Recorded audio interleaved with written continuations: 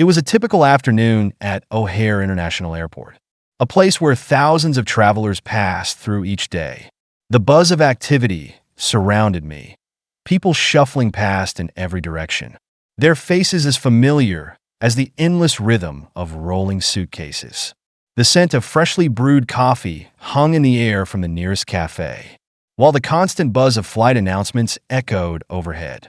I was just another man in the crowd, someone accustomed to the chaos of airports, someone who had long learned how to ignore the noise. I stood in the midst of it all, standing at a height of 6 feet 2 inches with a frame built from years of discipline, physical training, and military precision. I'd always prided myself on my calm demeanor, on being the one who could remain unshaken even in the most chaotic situations. It was something that had helped me in my career as a consultant, a leadership development expert who had climbed the ranks to a level where I was sought after for my insight and strategy. But on this particular day, something in the air felt different. I ran my fingers through the smooth fabric of my crisp white shirt and checked the time. Flight 1325, a direct flight to Chicago from O'Hare, would board in another 15 minutes. It was an easy routine. Grab a coffee, find a seat by the gate, review my notes, and prepare for the conference ahead. There would be another round of speeches, seminars, and panel discussions. Another opportunity to network with industry professionals, to show off my expertise and help shape the future of organizational leadership. Routine, predictable, nothing I hadn't done 100 times before. But this time, there was an inexplicable feeling building within me, a quiet sense of unease that hovered in the back of my mind like an uninvited guest. I couldn't quite place it, but it gnawed at me with a certain persistence that was hard to ignore. Perhaps it was the weight of my invitation to speak as a panelist at this year's Leadership Development Conference. My reputation in the industry had reached a point where I was expected to be perfect, to always be the one with the right answers, the one with the solution to every problem. A brief glance at my phone confirmed that my schedule was packed for the next 3 days. But I didn't feel that sense of excitement I once had. Instead, there was something that reminded me of the void that lingered in my life. Something was missing, and I couldn't put my finger on what it was. I had everything I needed, everything anyone could ask for: success, wealth, respect, but none of it seemed to fill the hollow spaces inside me. As I approached the gate, I paused, eyes skimming over the sea of travelers.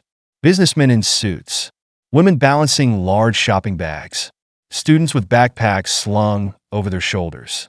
Most of them had the same look on their faces: tired, distracted, or just focused on getting to their destination. A group of college students stood to my right, laughing loudly at some joke, carefree and oblivious to the pressures of life. For a moment, I envied them. They had something I'd lost along the way: genuine connection, unburdened by the weight of responsibility. I shifted my gaze as I moved closer to the gate. Just then, I noticed something strange, a slight disturbance in the flow of people. 2 police officers walked with an air of purpose, moving swiftly through the crowd. They didn't look like they were on their usual patrol. They seemed focused, determined, and their eyes were scanning the crowd, as if looking for someone. The tension in their posture caught my attention immediately, my instincts kicking in despite my better judgment. I hadn't expected to be the one they were heading toward. "Excuse me, sir," one of them said, stopping just in front of me. "We need to speak with you." The words hit me like a cold gust of wind. I froze for a moment, my heart pounding in my chest, surprised, but still composed. I gave a polite nod and paused, waiting for them to explain. My first thought was that I must have done something wrong, an incident at security, a mix-up with my boarding pass, but the officer's body language was too rigid for something so mundane. There was no casualness here, no sense of routine. This was something more. "Is there a problem, officer?" I asked, my voice calm, controlled, though a knot began to form in my stomach. "We need to speak with you about something urgent," the officer repeated, his tone firm but not aggressive. He didn't specify what it was, only that it was urgent, a vague word that made my pulse quicken. I glanced at the other officer, who stood to the side, his eyes flickering between me and the crowd. scanning for something, perhaps something I couldn't see. The feeling of unease deepened. Something was happening, something that was beyond my control. For the first time in a long time, I had no idea what was going on. The officer gestured for me to step aside. I felt a twinge of resistance, the instinct to ask more questions flooding my mind. But I knew I would get no answers by standing there, frozen in place. Without another word, I nodded, stepping to the side with the officers. As I approached the gate, I saw the crowd of travelers, each with their own destination in mind, absorbed in their little worlds. For a moment, I simply stood there, letting the noise of the airport wash over me, feeling the familiarity of it all. But then something caught my attention. Out of the corner of my eye, I noticed two police officers walking toward me. Their movement was deliberate, their eyes scanning the crowd. It wasn't unusual to see security personnel in the airport, but the way they were walking, purposeful and unhurried, set me on edge. They weren't just patrolling, they were looking for someone. As they drew closer, I couldn't shake the feeling that something was about to change. I stood still, waiting to see if they would pass by. But as their eyes landed on me, I knew they weren't just passing by. They were heading my way. "Excuse me, sir," one of the officers said, his voice firm but polite. "We need to speak with you." I froze for a moment. This wasn't what I had expected when I walked into the airport today. I wasn't involved in anything illegal, and I had no idea why the police would need to speak with me. I glanced at the people around me, but they were all too busy with their own lives to take any notice. The officer took another step toward me, blocking my path. There was something unnerving about the way he stood, the tension in his posture, the way the other officer remained just behind him, watching me intently. Confusion set in, but I did my best to remain calm. "What's this about?" I asked, trying to keep my voice steady. "We need to ask you a few questions about your identification. Mr. Carter, please come with us," the officer replied. My heart rate picked up slightly, but I refused to let panic take over. It had to be a mistake, right? I was just a businessman, no criminal record, no shady dealings, nothing to hide. But then why were they singling me out? 1,000 questions raced through my mind, but I forced myself to stay focused. "Of course," I said, my voice calm, my tone even. "But can you tell me what this is about?" The officer didn't answer immediately. Instead, he motioned for me to follow him toward a side corridor. I complied, the sound of my polished shoes echoing across the smooth floor as I walked, a stark contrast to the chaotic buzz of the main terminal. The further we walked, the more removed we became from the world I knew, the world I had carefully built for myself. I tried to keep my mind clear, but my thoughts kept racing. Was this some sort of mix-up? Could I have left something behind at security? A bag? A misplaced passport? But even as I considered these possibilities, a strange unease began to settle in my chest. Something didn't feel right. The officers led me into a small, quiet room that was tucked away behind a metal door. The kind of room that felt too sterile, too impersonal.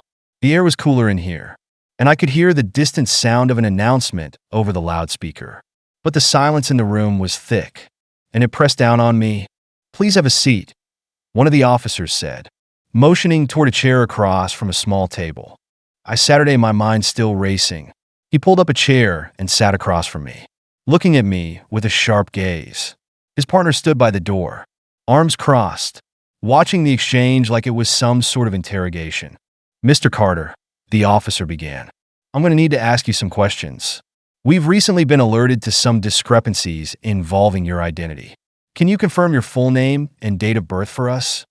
I frowned. Discrepancies? My mind was still reeling from the shock. The last thing I expected when I set foot in that airport was to be questioned by the police, especially over something as bizarre as this. Alexander Carter, born July 15th, 1987. I replied, my voice steady, though I could feel a tightness in my throat. The officer nodded and glanced at a file on the table between us, as though confirming something. "Mr. Carter, do you know anyone by the name of Robert Matthews?" The name hit me like a bolt out of the blue. Robert Matthews. I hadn't heard that name in years. Robert had been a colleague from my early days in the military, a man I once considered a friend. But after a tragic incident, We had parted ways. I hadn't spoken to him in ages. I looked at the officer, trying to keep my voice level. But inside, my pulse quickened. Yes, I know him. Why are you asking about him? The officer didn't answer right away. Instead, he flipped through the papers in front of him, his eyes scanning the pages with a sense of urgency. I'm afraid Robert Matthews is involved in a case that may connect directly to you. Mr. Carter, we need to get to the bottom of this, he said finally. My mind raced. This wasn't what I had expected. A routine flight, a simple trip, and now I was tangled in something I couldn't even begin to understand. I had to get control of the situation, but the more I tried to make sense of it, the further it seemed to slip through my fingers. For the first time in a long time, I felt out of my depth. Are you telling me Robert is involved in something illegal? I asked, my voice betraying a hint of concern. The officer's expression remained unreadable. We have reason to believe that. But right now, we need your full cooperation, Mr. Carter. The room felt colder now. I could hear the sounds of the airport continuing on outside, the hum of life going on as usual. But here, in this sterile little room, nothing seemed ordinary. I looked at the officer, my mind still racing. What do you need from me? He looked at me steadily. For now, we need you to remain here. We'll be in touch once we've sorted things out. Just sit tight. As I sat there, waiting for answers that seemed so far out of reach, one thing became painfully clear. My life had just shifted in ways I couldn't have imagined. What started as a routine flight had turned into something far more complicated. And now, I had to find a way to piece together the connections that had been set in motion before it was too late. The officer's words hung in the air, heavy with implications that I couldn't quite understand. There was no mistaking it. This wasn't just a casual inquiry. They were serious. The two officers exchanged a brief look before one of them gestured toward a nearby hallway. My stomach twisted into a knot, but I knew I had no choice but to comply. I could feel the eyes of the crowd on me as I was ushered away, the quiet murmur of whispers starting behind my back. I tried to keep my breathing steady, hoping for some kind of explanation. As I walked down the sterile, fluorescent-lit corridor, I turned over every possible scenario in my head. Had I done something wrong without realizing it? No. I'd been through security like everyone else. My ID was legitimate.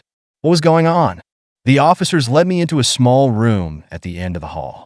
A table sat in the middle, 2 chairs on either side, a mirror on the wall. Nothing out of the ordinary, but the intensity of the situation was palpable.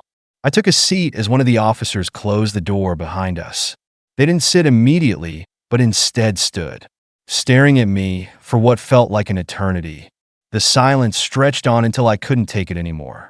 Can you tell me what this is about? I asked again, trying to mask the growing unease in my voice. We're investigating a matter related to your identity, Mr. Carter, the officer replied, his tone cold and official. We've come across some discrepancies that need to be addressed. Discrepancies? My mind raced. There had to be some mistake. I had never been involved in anything that would warrant this kind of attention. I'd built a career, a reputation. Why was I suddenly under suspicion? Before I could respond, the door opened again. A woman entered the room, tall, with dark, intense eyes. She was dressed in professional attire, but there was an authority about her that seemed to command respect. She introduced herself as Detective Maria Scott, and her presence immediately put me on edge. I'm afraid there's been a misunderstanding, she said, her voice calm but firm. We've been investigating a case of mistaken identity. Someone who has been using your name and your credentials in ways that are, let's say, less than legal. It appears that someone with access to your personal information has been impersonating you. I sat there, stunned, my mind struggling to keep up with what I was hearing. Someone had been impersonating me? How was that even possible? We've traced some of the activity back to your name, Mr. Carter. Financial transactions, business dealings, it all seemed legitimate at first. But the deeper we dug, the more we found discrepancies. We need your help to figure out how this happened. I blinked, trying to process it. My mind kept returning to the feeling of unease I'd had earlier when I first saw the officers approach me. It had been too much of a coincidence that they found me, of all people, at this particular time. The pieces started to click together in my head. But the picture they formed was one I couldn't quite bring myself to fully believe. "Wait a minute," I said, my voice trembling despite my best efforts to stay composed. "Are you telling me that someone is impersonating me, using my name, my business connections, for illegal activities?" The detective nodded gravely. "Exactly. And we need your cooperation to track down the individual responsible.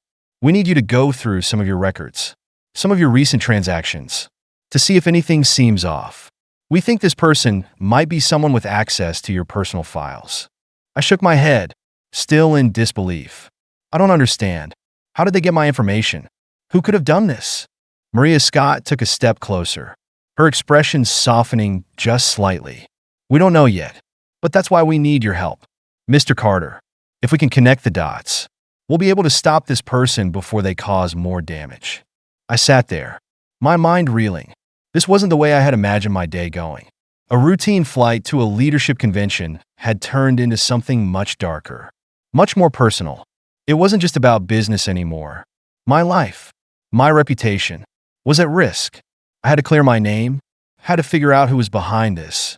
But as I stood up and followed Detective Scott out of the room, I couldn't shake the feeling that I was no longer the man I had been before. Something had changed within me in those few moments of confrontation. I was no longer just an investor. A businessman, it wasn't enough. I had to take control of this situation. I had to reclaim what was mine, find out who was doing this, and stop them before it destroyed everything I had worked for. The detective handed me a set of forms to fill out, and as I looked at them, a sudden realization hit me. The life I'd built, the one that had seemed so stable, so predictable, was all just an illusion. I was no longer in control. But maybe, just maybe, this was my chance to take control back. In the end, I learned the hard way that success was never as secure as it seemed. The high-powered job, the fancy car, the fame, it all meant nothing if someone could come along and tear it all down with a few well-placed lies. My identity had been stolen, manipulated, and used in ways I couldn't have imagined. But I also learned something else. The fight for your own life, your own identity, is the fight worth fighting the most. No matter how strong you are, no matter how much you think you have it all together, there are always things beyond your control. The only thing you can truly control is how you respond. As I stood there in that small, sterile room, a part of me knew that this wasn't just about reclaiming my reputation. It was about reclaiming my life,